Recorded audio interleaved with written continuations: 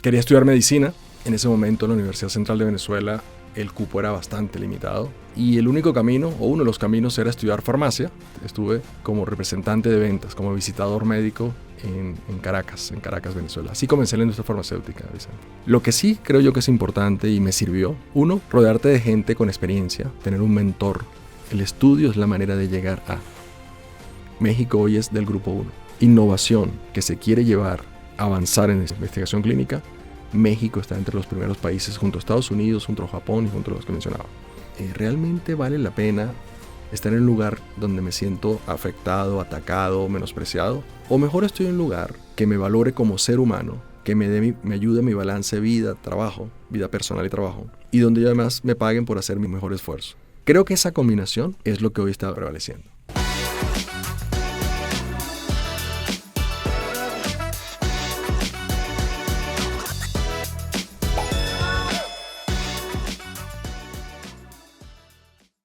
Bienvenidos a Somos Inspiración, el espacio donde descubrimos las historias, los retos y los aprendizajes de quienes con su ejemplo están dejando una huella profunda en la vida de los demás.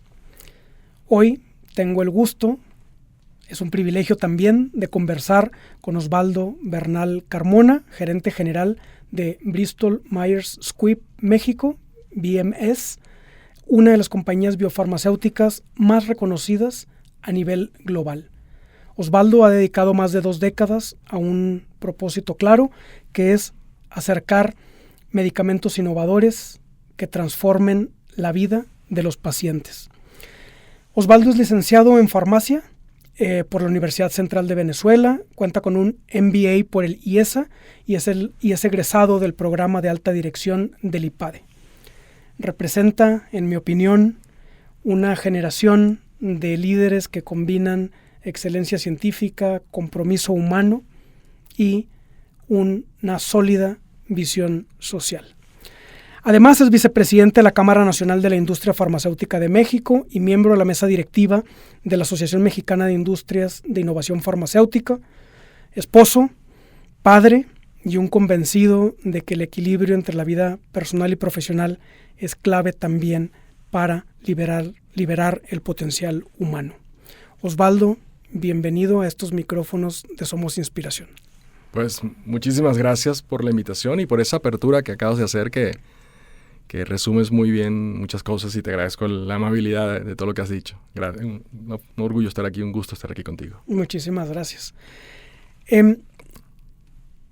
Hay 17 temas por los que me gustaría empezar.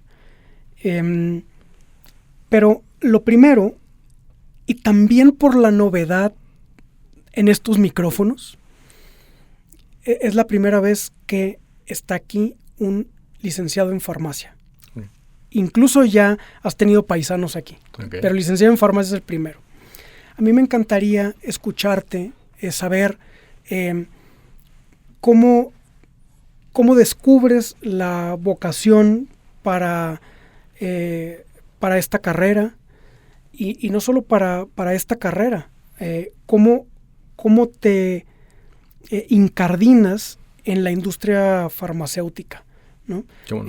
Que además ya sabemos que no ha sido poca la experiencia en este sector. Sí. Bueno, a ver, como todo estudiante recién salido o entrando a la universidad, muchas dudas, más dudas que respuestas, pero una cosa clara: el tema salud, el tema proveer beneficio para las personas siempre ha estado en mi mentalidad. Puede ser muchas las razones de mi origen, de dónde vengo, mi crianza. Quería estudiar medicina.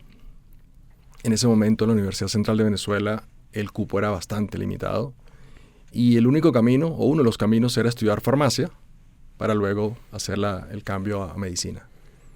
En ese tiempo, al cabo de más o menos 5 semestres, comencé a entender el impacto que tienen los medicamentos, a pesar de que los había tomado antes, evidentemente, pero el desarrollo de medicamentos, todo lo que hay detrás de una medicina que termina impactando a los pacientes. Y fue así que decidí quedarme en farmacia. Terminé la carrera de farmacia, comenzando a ver diferentes opciones del mundo farmacéutico. Porque está el de la planta de manufactura, la planta de producción, Está un área que también me especialicé allí, que es cosméticos, y está en la que está en el punto de venta, está el bioanalista, o sea, hay muchas opciones. No conocía yo a profundidad lo que hacía la industria farmacéutica como tal. Interesante porque había estudiado farmacia y había estudiado medicamentos. Pero de estas cosas que suceden en tu vida y que no son casualidad, sino que son cosas del destino, una amiga, compañera de graduación, me dice, ¿por qué no te metes a la visita médica? A lo mejor te va bien porque te da fácil hablar con las personas, tienes esa vocación de ayudar. Y lo intenté. Y bueno, ya hace eso más de 25 años que estuve como representante de ventas, como visitador médico en Caracas, Venezuela. Así comencé en la industria farmacéutica, Vicente. No, y a partir de ese momento como visitador médico, voy a desprender dos cuestiones. Uno es, ¿qué tanto te pasaba por la imaginación mucho de lo que hoy haces? Más adelantito me voy a detener más en esa función actual, ¿no? Al frente de BMS. Y por otro lado, es desde ese momento, como visitador médico, ¿cuáles fueron algunos de los elementos clave para llegar a BMS? Uh-huh. Bueno, inicialmente pensar en una dirección general en la época en la que estaba yo comenzando la visita médica era impensable. Era simplemente tratar de llegar a mi cuota de ventas, tratar de hacer mi trabajo bien. Comienzas a conocer la industria y comienzas a ver que hay mercadeo, que hay mercadotecnia, que hay ventas de gobierno, que hay otras secciones, otras áreas de la industria que dices, me gustaría entrar allí. Aspirar a una dirección general en aquel momento era un sueño, ¿no? Ya luego comienza a hacerse más cercano y más realidad. ¿Qué me sirvió todo ese inicio para lo que hago en BMS? Muchísimo, muchísimo. Yo creo que el estar en la calle visitando médicos, el estar en una clínica esperando un médico 2 horas y que al final te diga que no te puede recibir y tener que moverte con una sonrisa al siguiente médico, el estar día a día con médicos tratando de llevar tu mensaje basado en ciencia y lograr que comiencen a tratar pacientes y que te digan, comencé a probar tu producto y está teniendo el efecto que me dijiste, ya comienzas a impactar a esos pacientes indirectamente. Entonces lo aprendí allí. Aprendí el valor de la gente que está en campo, ¿sí?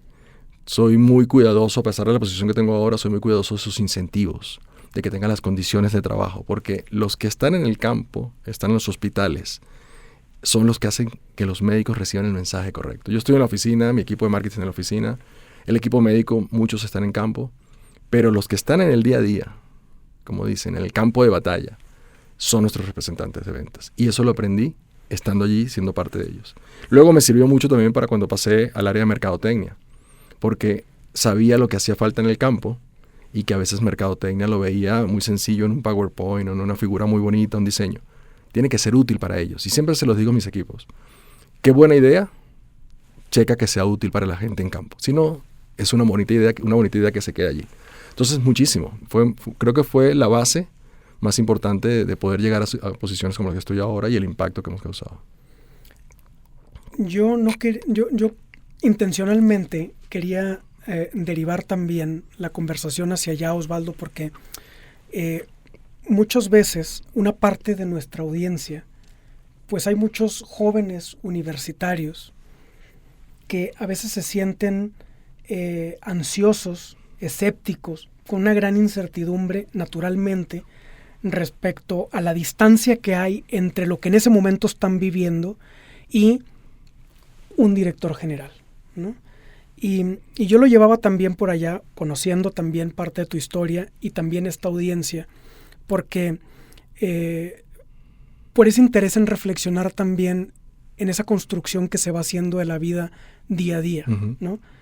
Hombre, con todo el deseo a lo mejor en algún momento del Osvaldo de hace 25 años de querer triunfar, pero no necesariamente con la claridad esa que dices de ser director estaba muy lejos, uh-huh. ¿no? Por un lado eso se construye, sí, se va construyendo, ¿no? día a día. Y luego, la pluralidad de caminos que tú también mencionas, ¿no? Eso no lo estaba pensando, eso es escuchándote. ¿Cómo descubres una pluralidad de caminos, ¿no? Por los que podías haber seguido incluso dentro uh-huh. dentro del mismo campo farmacéutico. Tú, entiendo, te enfocaste principalmente en ventas. Comencé con ventas, comencé el área de ventas. Y ahí, Vicente, todos hemos pasado por estar recién graduados de una universidad y decir, ¿qué hago con mi vida ahora, no? ¿A dónde quiero entrar? Y a lo mejor sueño en grande, a lo mejor me quedo donde estoy. Lo que sí creo yo que es importante y me sirvió, uno, rodearte de gente con experiencia, tener un mentor, alguien que te pueda hablar de cómo fue su experiencia. Algunas cosas van a funcionar, otras no. Y segundo, definir hacia dónde quieres ir. Si tú eres, volvamos al ejemplo, tú eres representante de ventas, visitador médico y dices, mi próximo paso es dirección general, no estás enfocado claramente en todos los pasos previos que hay que dar. ¿Cuál es el paso siguiente a tu posibilidad de carrera? Bueno, una gerencia de ventas, una gerencia de producto, a lo mejor una posición de acceso. Esos son los pasos iniciales que hay que seguir. Podrías pensar en otros, pero son cada vez más retadores. Y ese siguiente paso, ¿a dónde te lleva? ¿Cuál es el siguiente paso? Y te voy a dar un ejemplo que me sucedió. Yo era gerente nacional de ventas de una empresa reconocida europea en Caracas, pero sabía que el área de mercadotecnia era mi área a trabajar, porque nunca la había trabajado, había recibido las estrategias, los materiales de mercadotecnia y los implementaba en el campo. No los había desarrollado yo y no había lanzado yo nunca un producto desde mercadotecnia. En un momento dado, tomé la decisión de moverme a mercadotecnia y pasé de ser el gerente senior de ventas al gerente junior de mercadotecnia. Y sí, hubo gente, e inclusive yo a veces me cuestionaba, ¿será que eché un paso atrás mi carrera? ¿Será que frené mi carrera? Creo que fue una de las mejores decisiones que he tomado, porque cuando crecí por esa área, era de las pocas personas apuntando a una dirección comercial, antes de llegar todavía a la dirección general, que podía decir, experiencia en ventas, sí, experiencia en mercadotecnia, sí. Esa combinación me preparó para estar al siguiente paso. Entonces hay momentos que hay que hacer movimientos laterales, e inclusive hay momentos que hay que dar un pasito atrás para reforzar un área de oportunidad. Otro ejemplo, tenía mercadotecnia, tenía ventas, el inglés no era mi fortaleza. Tuve la oportunidad, se unieron varias situaciones, tanto económicas como familiares, y me pude ir a estudiar inglés y me preparé a estudiar. Leí libros de inglés. ¿Soy bilingüe al 100%? No. Tenemos un acento y es parte de nuestra esencia. Pero me preparó para que la siguiente reunión, discusión o entrevista de trabajo en la que el dominio del idioma inglés fuera un requisito, también podría decir, check. Ventas, sí. Mercadotecnia, sí. ¿Hablas inglés? Sí. Dispuesto a tener una entrevista. También es cómo te vas preparando y cómo vas nutriendo tu experiencia, tu currículum para llegar al siguiente paso. Y sí creo que hay que pensar un paso a la vez. He tenido esta discusión con mucha gente de mis equipos. ¿Cuántos años debo estar en una posición? Yo estoy un poco cerrado al tema de los años. Yo creo más en las experiencias. Las experiencias pueden ser en 1 año, en 2 años, en 3 años, en 10. He conocido personas que tienen 10 años en la misma posición y no los hace más expertos que alguien que tiene 3 años. Han repetido muchas cosas. Entonces, el tiempo y las experiencias para mí son un tema interesante de discusión. Y por supuesto que va a haber opiniones diversas. Para mí es vivir las experiencias que tienes que vivir, que te preparen para el siguiente paso. Eso creo que es importante. ¿Cómo identificarlas? Ahí está parte del reto, parte de la maestría de la cosa, ¿no? ¿Cómo vas definiendo? Hay temas sencillos. Leer una descripción de cargo de mi siguiente cargo. Yo soy representante de ventas, quiero ser gerente de ventas. ¿Me pueden prestar una descripción de cargo de gerente de ventas para ver qué necesito tener? Y comenzar a ver. Eso evidentemente, Vicente, requiere una autorreflexión, porque yo puedo creer que soy el mejor en todo y ahí me puedo estar equivocando en varias cosas. O hago la reflexión y digo, esto sí, esto también, aquí no. Aquí tengo que trabajar esto más. Si lo comienzas a hacer así, seguramente vas a llegar. Escucharte eso y con las conversaciones previas que hemos tenido, me hace que se articule muy bien la imagen que proyectas con lo que veo que piensas.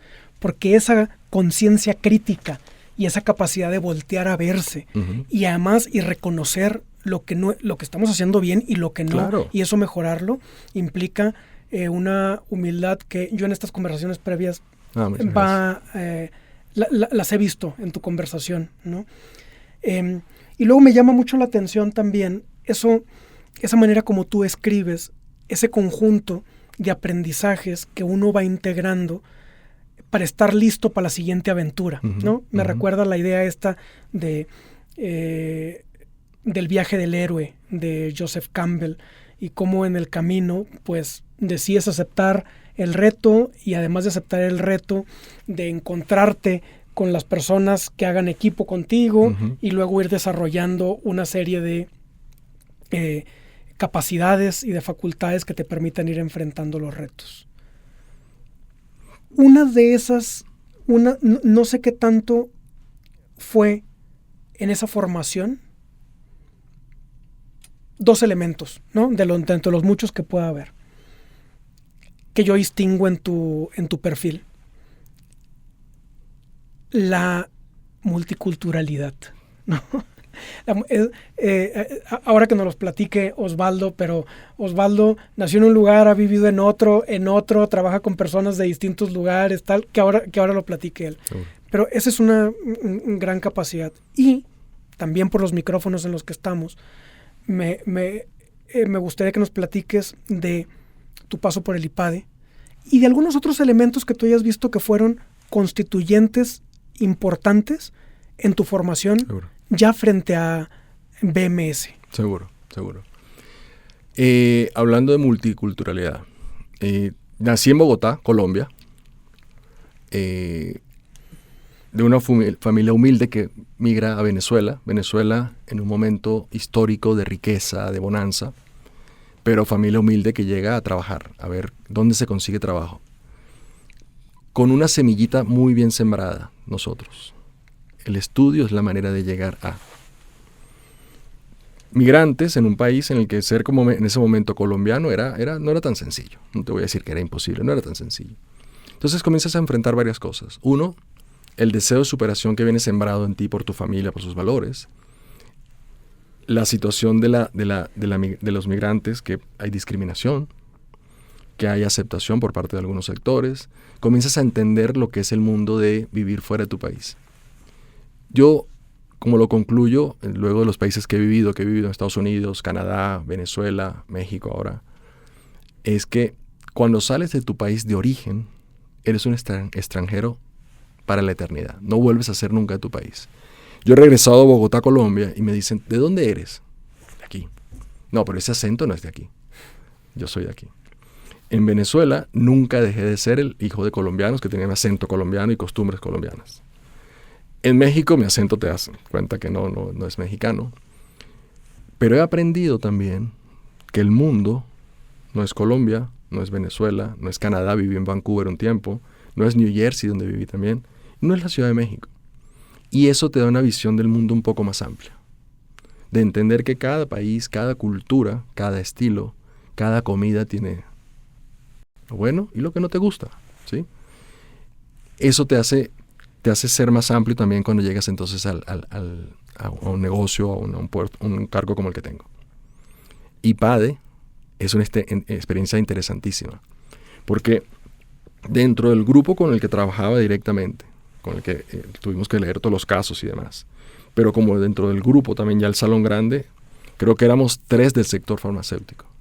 Entonces, cuando tienes la oportunidad de interactuar con alguien del sector transporte, el sector operaciones, del sector manufactura, banca, es multiculturalidad, cultural empresarial, es multiindustrias. Cada industria tiene algo que aportarte. Algunas cosas aplican perfectamente, otras ni cerca. No las trates de aplicar en la industria farmacéutica porque no van a ir. Pero si tomas lo mejor de cada uno y lo trasladas o lo llevas contigo para ver el negocio, para trabajar con tu gente, estás nutriéndote de forma importantísima. Y luego entra ya dentro de la empresa. En Bristol tenemos equipos específicos trabajando en diversidad e inclusión. Tenemos equipos de Pride, equipos de DOM, que es como con capacidades especiales. Be Now, el potencial, el talento de las mujeres dentro de Bristol Myers Squibb es reconocido y se da oportunidad. Y la filosofía es una. En la medida que somos más diversos e inclusivos, surgen mejores ideas, tenemos más impacto en lo que queremos causar. Y no se queda solamente en los empleados. Nuestros estudios clínicos, que tenemos el orgullo de decir que México es uno de los países más importantes en investigación clínica para Bristol, han buscado abrir fronteras de que qué bueno que funcione en pacientes americanos, qué bueno que funcione en pacientes europeos, en japoneses, en asiáticos. Pero también queremos ver cómo funciona un medicamento nuevo, una innovación que traemos al mercado en pacientes mexicanos del IMSS, por ejemplo. Eso es diversidad e inclusión, por diferentes razones que podemos discutir por horas en cómo se acerca la innovación a un paciente mexicano que de otra forma tendría que esperar un tiempo hasta que llegue y se apruebe y demás. Como para los americanos, para las empresas, en este caso americana que es Bristol, pero cualquier empresa de innovación internacional, le interesa saber si su producto, si el tratamiento que está desarrollando puede funcionar en un mercado tan importante como México. Entonces es un ganar-ganar para todos. Y tiene que ver de nuevo con la diversidad y la inclusión, con ese entender que el mundo no es un solo lugar o una sola manera de pensar. Yo he tenido la invitación en diferentes ocasiones para hablar de un tema que al principio me decían, ¿cómo mezclas tú diversidad como motor de innovación? Bueno, es que es sencillo. Si estamos 5 personas que tenemos la misma trayectoria, el mismo background, la misma edad, desde el punto de vista de generación somos iguales, créeme que las ideas van a ser muy parecidas. Si estamos diferentes personas de industrias, generaciones, preferencias sexuales, lo que tú quieras, las ideas van a ser variadas y ahí surge la innovación. Por eso para mí el tema de diversidad e inclusión va más allá de género, sexo, preferencias. Son muchas las cosas que se impactan positivamente. Ya lo pusiste sobre la mesa, ya pusiste también ya la actividad, el día a día en Bristol. ¿Por qué no nos platicas un poco más de la empresa, de tu llegada a ella y de la empresa? Y sobre todo, ¿qué le importa particularmente en este momento a Bristol? Yo he visto 2 o 3 cosas también con referencia a la investigación que hacen y creo que es uno de los elementos privilegiados que teniéndote aquí pues me gustaría escuchar, seguro. pero conozcamos más sobre Bristol y qué mejor que de ti. Cómo no, es un gusto y son muchas las cosas que te puedo decir. Hablemos un momento del foco de Bristol. No solo por los medicamentos que estamos desarrollando, sino también por una serie de iniciativas que tenemos. El paciente es lo más importante para nosotros. Tú podrías decirme, bueno, hay muchas empresas de innovación farmacéutica que dicen algo similar. Sí, y seguramente hay muchas que están haciendo grandes cosas. Yo te puedo hablar de ejemplos de cómo para nosotros el paciente es el centro. Uno de ellos, tenemos una actividad en la que la empresa te da todos los recursos para hacer una competencia, una carrera en bicicleta. Y es un ejemplo sencillo. Todos los recursos, tú recoges donación y esa donación va directo a por 3 años seguidos ha ido directo a la Asociación Mexicana de Lucha contra el Cáncer. Es tu aporte a ellos. Tenemos inclusive, te comentaba hace un rato, hace un par de semanas hicimos una actividad en la empresa, en la compañía, nosotros empleados, hacer prótesis de mama para pacientes sobrevivientes de cáncer de mama. Tomamos un espacio, un par de horas, nos reunimos a hacerlo. Son pequeños detalles. Pero lo más importante es a través de la innovación que traemos y queremos transformar la vida de esos pacientes con la ciencia. ¿Qué significa eso? Que todavía, a pesar de lo que ha avanzado la medicina, sigue habiendo enfermedades que no tienen o una cura o ni siquiera un tratamiento para que el paciente mantenga su vida en ciertos estándares de calidad de vida. Bristol invierte allí. Invertimos muchísimo en desarrollar nuevas tecnologías, nuevas moléculas, nuevos tratamientos. Hace más de una década trajimos al mercado el parteaguas del tratamiento del cáncer, la inmunoncología. Los investigadores que desarrollaron esa tecnología recibieron el Premio Nobel de Medicina. Ese es Bristol Myers. En el camino nos hemos reinventado. Era una empresa de atención primaria y nos volvimos una empresa de alta especialidad. Con el foco de que ahí es donde se está impactando a la gente, ahí es donde se está afectando la vida de las personas. No le quitamos, por supuesto, ninguna relevancia, ni mucho menos a otras enfermedades, pero enfermedades como el cáncer, enfermedades cardiovasculares, enfermedades hematológicas, hoy siguen siendo un problema. Nosotros hemos innovado para traer eso, para traer ciencia que transforme la vida de esos pacientes. Eso es algo lo que hacemos. Ahora déjame llevar esto a México, porque podrás decirme, bueno, a nivel global seguramente. No. Claro.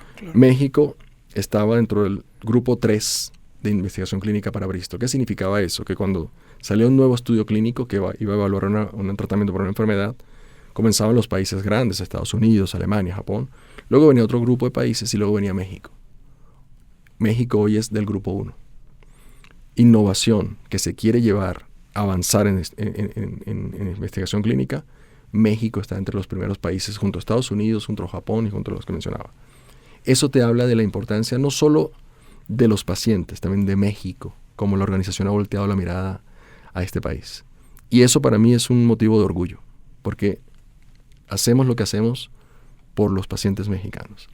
Hace más de 3 años, más o menos, en una reunión de Latinoamérica me preguntaban, ahora que asumes la posición de director general de Bristol, ¿cuál sería tu sueño? Y lo resumí así, Vicente, que cada paciente mexicano que sufra una enfermedad para la cual nosotros tenemos un tratamiento, reciba ese tratamiento.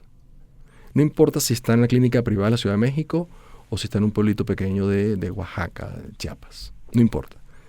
Cumple el requisito de ser mexicano o mexicana. Cumple el requisito de que su médico determinó que este es el tratamiento que necesita.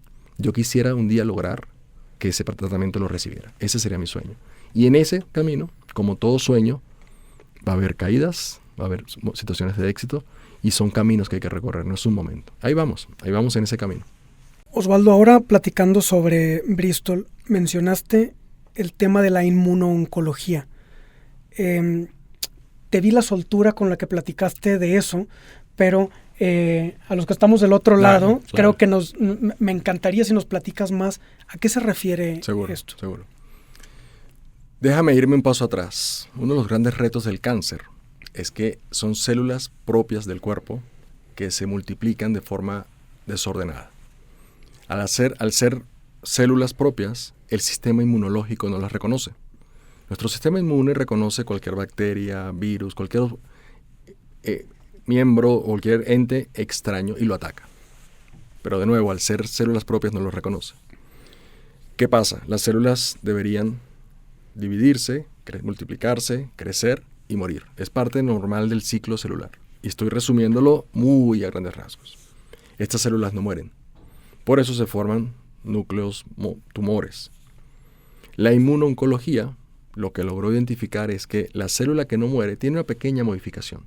Se parece, es muy parecida en todo, pero hay algo en particular que es un pequeño receptor que la identifica como diferente.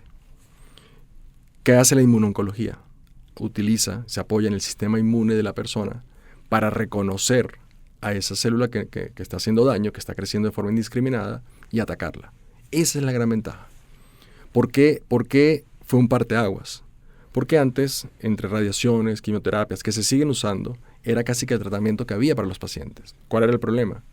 Que atacaban a cualquier célula que creciera de forma acelerada. Cabello, uñas, en general. Esto solo ataca a las que crecen de forma indiscriminada, pero con esa modificación que te digo. Evidentemente fue un parteaguas. Hoy hablamos de pacientes que sufren de cáncer de piel, melanoma, con sobrevida de más de 10 años. Antes era casi que una sentencia de muerte. Hoy, pacientes de más de 10 años en tratamiento y sobreviviendo con su vida normal. Así que sí fue una diferencia importante y ha seguido la evolución.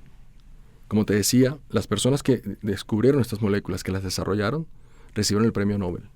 Eso te habla del nivel de ciencia que hay detrás de lo que Bristol ha puesto al servicio de los pacientes. Súper interesante.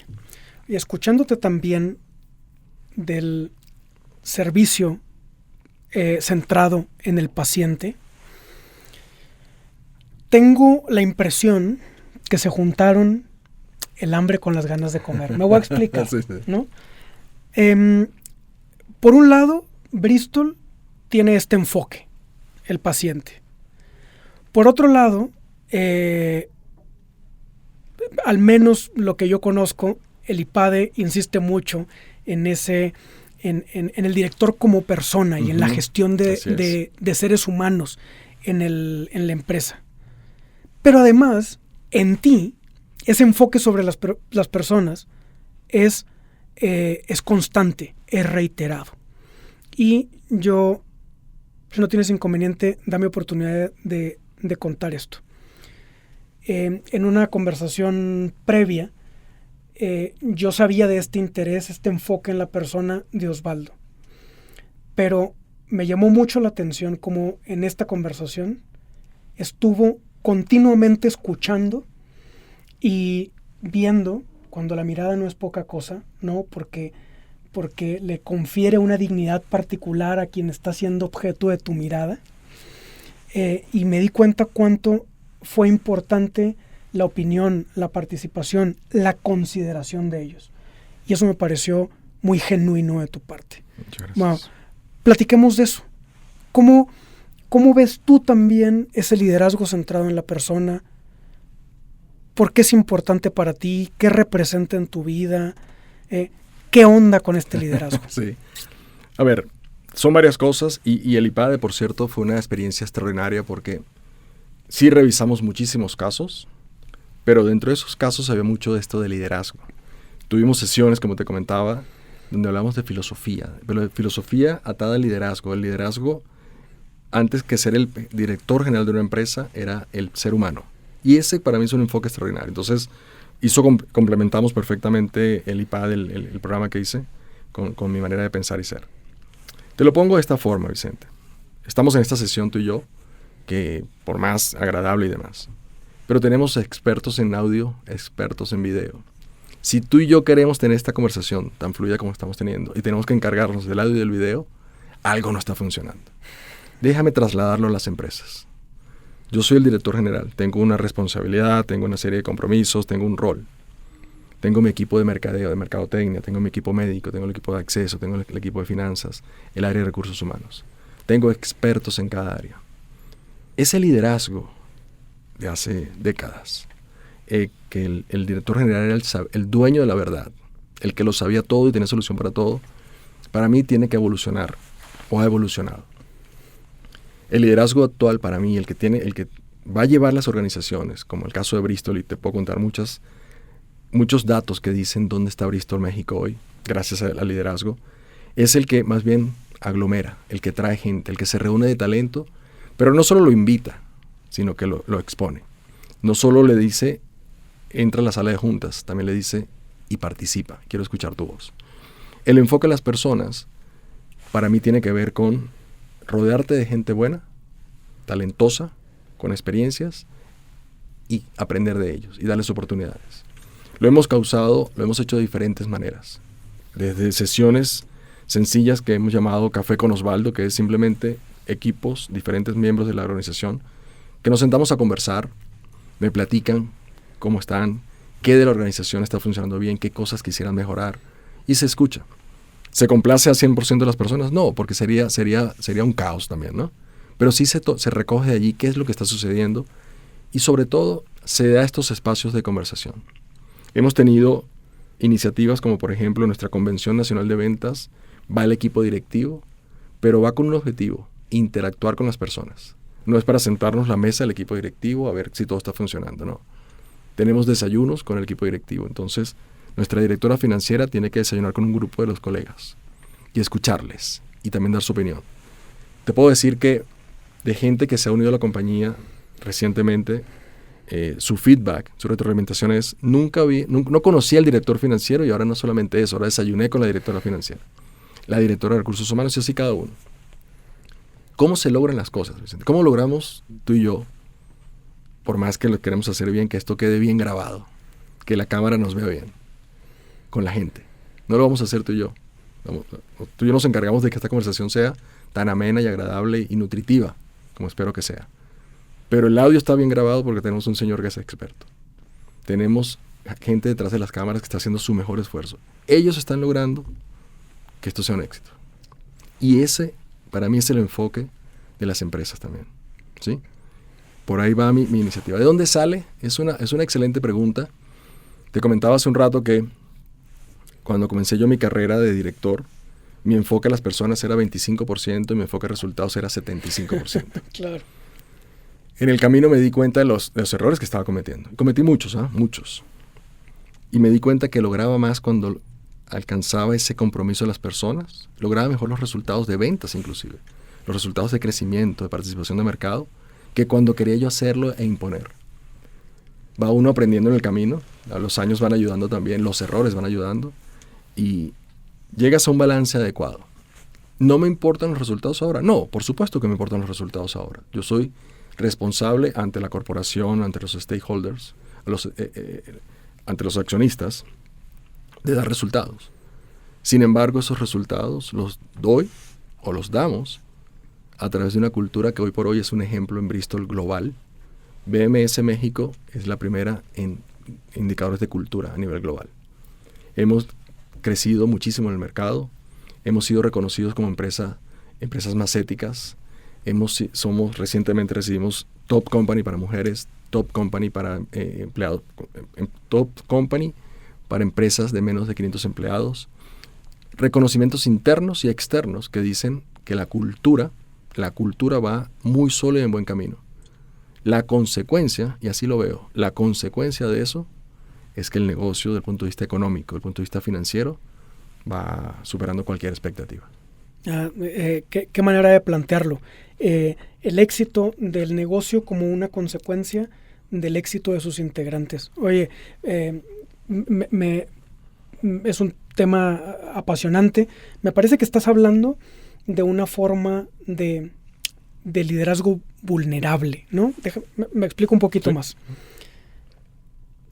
Primero me llama la atención que creo que eres un converso de el enfoque y resultados, y luego también, no solo no se ha perdido, pero el enfoque sobre la persona, ¿no?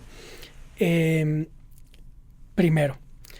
Y luego creo que tiene cierto sentido en generaciones como la tuya y como la mía. Porque, a ver qué piensas de esto. Muchas de las imágenes con las que nos formamos de liderazgo eran líderes como Superman. Claro. ¿No? El líder que no se equivocaba en nada, ¿no? Ese líder que, o sea, desde que se levantaba, voy a hacer eco de una frase de Facundo Cabral, que se levantaba con una agenda como Kissinger en la mañana y volvía en la noche como Tarzán, ¿no? Es el cuate ese que desde que llegaba era perfecto en la manera en la que se bajaba del coche y en la manera como ordenaba, y era incansable y no se tropezaba, y lo que decía siempre era él. Creo que en esta generación que compartimos nos tocó ver un liderazgo en donde se reconoce y se muestra la humanidad de quien hace cabeza. Y eso implica un líder que se equivoca, que siente, que aprende, y esto es casi escandaloso ver, no sé cómo lo veas, sí. Que escucha y que pide ayuda. Que admite no saber todo. Y que admite ¿verdad que es un tema? Creo que nosotros hemos estado en ese cambio de paradigma, claro, ¿no? Totalmente. Y ha evolucionado. Sigue habiendo líderes de los que conocimos tú y yo. Sigue habiendo supervisores de ese nivel de imposición de su punto de vista. Pero creo que ha evolucionado por diferentes razones. Uno, creo que la comunicación es una cosa. Ya tenemos acceso a lo que quieras. Redes sociales, profesionales y demás. Pandemia marcó un punto importante también. Yo creo que no es un tema menor lo que sucedió en pandemia. No hablo necesariamente, que por supuesto fue ahí el gran impacto de la pandemia, la gente que falleció, pero también te hablo de esa volteada de mirada a el componente humano, cuando la gente dijo, ¿realmente vale la pena estar en un lugar donde me siento afectado, atacado, menospreciado? Si una pandemia mostró que somos vulnerables los seres humanos, o mejor estoy en un lugar que me valore como ser humano, que me ayude a mi balance vida personal y trabajo, y donde además me paguen por hacer mi mejor esfuerzo. Creo que esa combinación es lo que hoy está prevaleciendo. El otro tema, y mira que tocamos un tema de vulnerabilidad. Hace 20 años tú decías a un líder de cualquier organización que mostrara vulnerabilidad y era sinónimo de debilidad, de falta de competencia. Hoy se ha vuelto parte de un requisito. Los líderes tienen que mostrar esa vulnerabilidad. No mostrarla para convencer a alguien, mostrarla sinceramente. Lo otro, que para mí es un tema muy importante, es la empatía. Te comentaba un caso, y me pasa, yo salgo a la oficina, haz de cuenta, salgo 7 de la noche y veo gente trabajando y le digo, vete a descansar, hombre, mañana pues, sigues. Si es algo urgente, bueno, si no, vete a descansar, mañana no va a pasar nada esta noche que no pueda solucionar mañana y vete a descansar con la familia, Y lo invito yo así, la gente me voltea a ver y al principio créeme que me veían así como que, este no quiere que yo me vaya, de verdad. Pero ya entendieron que sí les digo de corazón, vete a descansar, para que estés con la familia, para que aproveches esos espacios para cenar con la familia y para compartir. Entonces, no solamente es el líder que hace lo que el librito dice, es el líder que genuinamente transmite ese mensaje. Y el líder empático. Te comentaba que si mi familia, alguno de mis hijos, mi esposa, está enfermo, se siente mal, mi mente estaba en ellos también. Estoy pensando más en ellos que en un momento dado en mi trabajo. Pero eso no le pasa solo al director general, eso le pasa a cualquier persona. Y me ha sucedido más de una vez que alguien me dice, no, es que mi hijo estaba hospitalizado. Le digo, ¿qué haces aquí? Vete y mañana resolvemos. ¿Alguien puede encargarse de lo que estás haciendo? ¿Te puedo ayudar en algo? Sí, vete y está con tu familia. Eso es genuino interés, pero también es empatía, es saber que antes que profesionales, antes que director general, que somos papá, mamá, hermano, ¿sí? Hijo. Entonces es un poco el liderazgo para mí que causa impacto hoy. Que vaya a evolucionar 100% hacia allá, creo que va a tomar tiempo. Creo que también las organizaciones lo deben facilitar. Bristol es una compañía que te facilita eso, por la manera como los valores, la misión, el respeto a las personas se viven. No está solo pegado en las paredes, están. Un día con gusto te invito a que nos acompañes en las oficinas. Me encantaría. Vas a ver los valores de la compañía pegados en las paredes como en todas las compañías. Cuando ves la dinámica de los equipos, ahí es donde se vive estos valores y esta manera de ser, este mindset que tenemos. Eso atrae gente, que eso es importante también, entender que la diversidad, la inclusión también son una manera de traer mejor talento. Porque hoy por hoy hay gente que dice, me pueden pagar lo mismo, me pueden pagar un poco más allá, pero aquí se dedican a atender a los pacientes. Aquí soy valorado independientemente de mi género, mi edad, soy valorado. Aquí hacen cosas, de verdad, hacen actividades para incrementar y para vivir la diversidad y la inclusión. Entonces, es una manera de captar talento también, y lo he discutido yo con algunos líderes de otras empresas. ¿Cuánto la diversidad y la inclusión te genera? Es una manera de atraer mejor talento. Gente que hoy dice, me siento mejor allá, soy más valorado allá, soy reconocido allá. Entonces, son muchas las razones por las cuales vivir este enfoque en las personas, en el día a día del liderazgo para mí.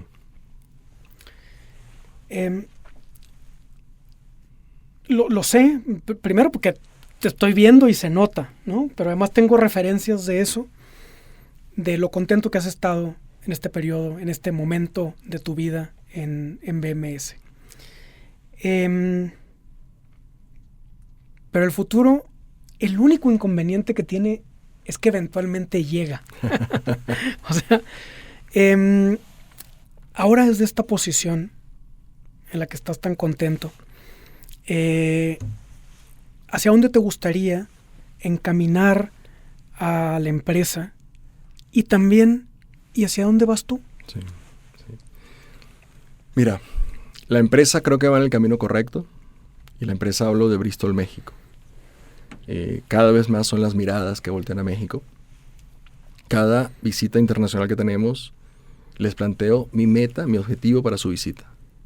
Y al final de la visita hago un double check. Checo con ellos si lo logré. Y es que volteen la mirada a México, que valoren lo que México puede ofrecer, la cantidad de pacientes que necesitan tratamientos en México y cómo nosotros como compañía podemos impactar esas vidas. Al final de la visita les pregunto, mi objetivo al principio fue ¿lo logré o no lo logré? Y hasta el momento voy, hablando de términos beisbolísticos, con un averaje bien alto. Así que bueno, esa es mi intención. Dentro de eso significa también traer medicamentos, nuevas terapias para enfermedades que hoy no tienen ninguna solución. Necesidades médicas insatisfechas que hay en el mercado. Entonces para allá va la compañía. Movernos, mantenernos como líderes de la inmunoncología, pero traer tratamientos para cardiología, tratamientos para mieloma múltiple, enfermedades hematológicas, tratamientos para Alzheimer, cosas que van a venir y que hoy por hoy no tienen solución, o su última gran innovación pasó hace más de 20 años. Eso es Bristol, hacia allá vamos. Lo que yo quiero asegurar es que toda esa innovación que se está desarrollando hoy, en este momento que estamos hablando, llegue lo antes posible a México. Ese es mi primer objetivo. Mi futuro sería moverme. El gran problema es dejar México. Ahí está el gran reto, que no quisiera dejar México. Sin embargo, también sé que por evolución de carrera me debo mover en algún momento dado. Estoy haciéndole todas las largas que puedo porque me encanta México, porque mis 2 hijos pequeños crecieron aquí, llegaron uno de 2 y otro de 1 año, así que son chilangos los 2. Y además reclaman. Sí, claro. Mi hijo menor en algún momento dado me dijo, yo quiero ver mi pasaporte mexicano. Le dije, no, papá, tú no eres mexicano, tú eres americano y colombiano. No, papá, yo soy mexicano. Le dije, de corazón lo somos todos. O sea, tu mamá, tu hermano y yo somos de corazón mexicanos, pero de nacionalidad no. Sí, a ver, para nosotros México es nuestro hogar. Es nuestro hogar. Disfrutamos México, apreciamos la cultura. Como te decía, y creo que es el mejor ejemplo que te puedo dar de lo que significa México para nosotros, o uno de los grandes ejemplos. Hoy México, unos chilaquiles verdes compiten con las arepas para mí. Eso es apodíctico. O sea, que un venezolano, pero además nacido en Bogotá, sea capaz de decir algo como eso, es toda una inculturización. Unos chilaquiles verdes me hacen dudar si quiero chilaquiles verdes o arepas un día. No, pero a ver, es un país espectacular en cultura, en gente, en tradiciones, en lugares. No tendrías por qué no vivir a gusto en México. Pero sí, seguramente será moverme. Y moverme, sobre todo, Vicente, con la intención de causar un impacto similar al que he causado en México, con mi liderazgo, con los equipos que me han acompañado, de un ambiente un poco más amplio. A lo mejor no solo un país, a lo mejor una región, a lo mejor una posición en un equipo global que pueda llevar esta visión de mercados emergentes como México, para que las estrategias no solo se enfoquen en Estados Unidos, en Japón, en Alemania, sino que vean que el mundo hay varios Méxicos en el mundo, varios países con características similares a las nuestras, retos de acceso, de sistemas de salud, retadores, oportunidades, pacientes que necesitan. Si yo puedo llevar ese granito de arena, esa semillita a los equipos globales o a los equipos que tienen más impacto del que puedo tener yo a nivel global, quiero decir, pues ya la hice. Pues los mejores deseos también para eso.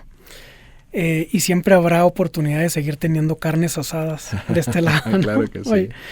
Oye, Osvaldo, fíjate que en una de las intervenciones previas en los que algo hablamos, te escuché que decías, voy a mencionar esto de tu familia porque además es público, porque además está en un documento que yo sé que conocen muchas personas, no es ningún secreto, pero estás casado y tú lo dijiste hace un rato, pero una de las cosas que dijiste refiriéndote a tu esposa es cómo disfrutaba y cómo se adaptaba fácilmente a muchos de los lugares en los que has estado profesionalmente, ¿no?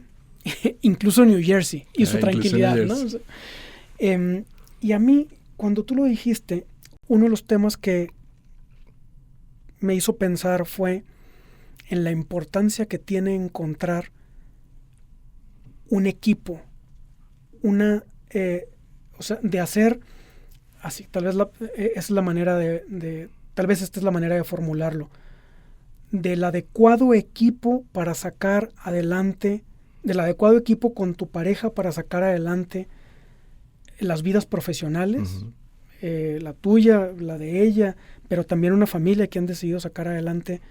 Y como yo te he oído expresarte también de ella, ¿por qué no? ¿Qué opinas de ese equipo? Pues es una bendición de Dios para mí. Es mi gran catapulta. Es lo que me ha llevado a ser exitoso profesionalmente. Por varias razones. Mi esposa es licenciada en recursos humanos. Tiene una maestría igual que yo en la misma escuela de negocios. Es bilingüe. O sea, académicamente y profesionalmente tenía para haber llegado, cuidado, si no más lejos que yo. Pero ella decidió hacer el trabajo más duro de los dos. Me dejó a mí el trabajo fácil. El trabajo duro es estar en casa, criando 2 chiquitines, llevarlos en el camino correcto, ser hombres de bien, llevarles la agenda deportiva, la agenda del colegio, es un trabajo duro. Créeme que cuando me ha tocado hacerlo porque ella está o se va de viaje, le digo ya, regresa porque esto es agotador. Quiero volver a la oficina de vacaciones. Quiero volver a la oficina a descansar. Entonces, también son esos acuerdos que hay que lograr. Te digo, académicamente, profesionalmente, podría haber llegado más alto inclusive, porque es muy talentosa. Pero ese acuerdo fue parte de cómo crecemos juntos. Tenía yo la oportunidad inicialmente, ella me acompañó. Me acompañó con el reto, además de dejar, su familia estaba toda en Venezuela, nos vamos a New Jersey, ella conmigo. Estamos en Estados Unidos, para mucha gente ya llega hasta Estados Unidos, ya es volver a Latinoamérica, es bajar a México de nuevo. Ella conmigo. Es movernos. Entonces, cuando tienes ese apoyo y sabes que tu vida está cuidada, tu vida personal está cuidada, y volteas a ver a tus hijos y son exitosos en el colegio, juegan muy bien el béisbol, están de salud muy bien, dices, esa parte de quién soy yo, que es mi familia, ¿está bien? Entonces, yo me preocupo por mí y me preocupo por mi trabajo. Me puedo enfocar porque ese componente está sano. Sí es importante. Evidentemente, cada quien tiene un momento de vida que decide. Hay personas que prefieren estar solteras, hay personas que prefieren no tener hijos, y es válido. En mi caso, y las personas que estén como yo, casado y con hijos, sí creo que es muy importante el acompañamiento de tu familia, de tu pareja. Es muy importante, para mí, de hecho, es vital. De otra forma, puedes ser exitoso, te va a ser un poco más difícil si no tienes esos acuerdos que se van llegando por el bien de todos, ¿no? También es cierto que hay que tener ese balance, Vicente. Yo le dedico muchísimo al trabajo, pero le dedico muchísimo a mi esposa, a mis hijos. Por ejemplo, yo nunca jugué béisbol, a pesar que me crié en Venezuela, pero me ha tocado aprender béisbol, y de hecho fui manager de ellos en algunos torneos aquí en la Liga Maya, y me ha tocado aprender a entrenarles lo poco que sé, para esos momentos que estoy con ellos, que sean de calidad. Igual con ella, momentos de calidad. Entonces sí para mí es vital. Evidentemente, de nuevo, depende de la vida de cada persona, el momento de vida de cada persona. Si estás en una situación similar, creo que es el mejor tiempo que puedes invertir, es la mejor inversión que puedes hacer. Asegurar que tu núcleo esté sólido. De ahí es tu plataforma de crecimiento. Esa también es una historia muy inspiradora. Oye, Osvaldo, muchas gracias por compartir con nosotros estas distintas historias que componen una partecita de tu vida, tu visión y sobre todo esa profunda convicción de que la ciencia y la humanidad caminan juntos, también en Bristol, ¿no? Tu manera esa de liderar desde la cercanía, desde la inspiración, pone en estos micrófonos la claridad, el foco sobre que el verdadero éxito no está solo en los resultados, sí hay en los resultados, pero también en las vidas que logras impactar, transformar, sobre las que dejas una huella. A quienes nos escuchan, gracias por acompañarnos una vez más, en estos micrófonos de Somos Inspiración. Nos vemos el siguiente lunes.